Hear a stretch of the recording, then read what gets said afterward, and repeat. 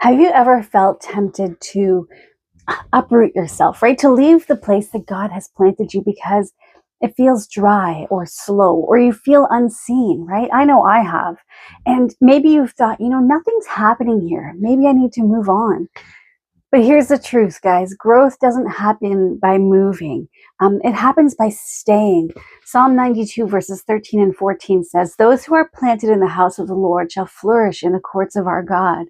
They shall still bear fruit in old age. They shall be fresh and flourishing." And so flourishing doesn't come from chasing new soil. It comes from remaining in the one that God chose for you, right? Staying planted is not passive. It's an act of faith. It gets tough sometimes, right? It's saying, Lord, I trust that you're working beneath the surface, even when I can't see it. And when you stay planted where God's placed you, your roots begin to deepen, right? The word becomes more than an inspiration. It becomes your nourishment. Our prayer needs to shift from asking to escape our circumstances to asking for endurance, right? Obedience then becomes steady and not just based on our circumstances. This is where being in a strong community of believers is super helpful, right? It becomes that soil that keeps us grounded even when the storms come, right?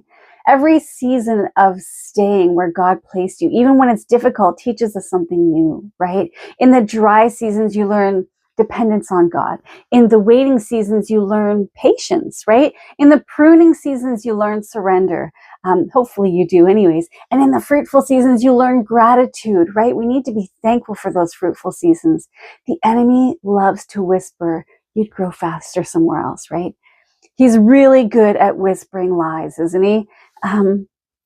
But God says, stay where I planted you. I'm building roots that will outlast the storm, right? Because deep roots don't grow where you're bouncing from place to place. They grow in stillness and steadiness and consistency. They grow when you choose rhythm over rushing, surrender over self, and faith over frustration, right? So if you feel hidden or unseen right now, remember, hidden seasons are holy seasons, right? They're seasons of preparation and growth. And God is strengthening what nobody can see, right? And when the time is right, the fruit will actually show.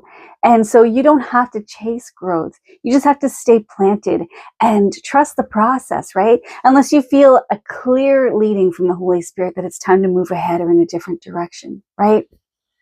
Where has God asked you to stay? And what would it look like to trust in the process in that place, right? Pray about that. Until next time, guys.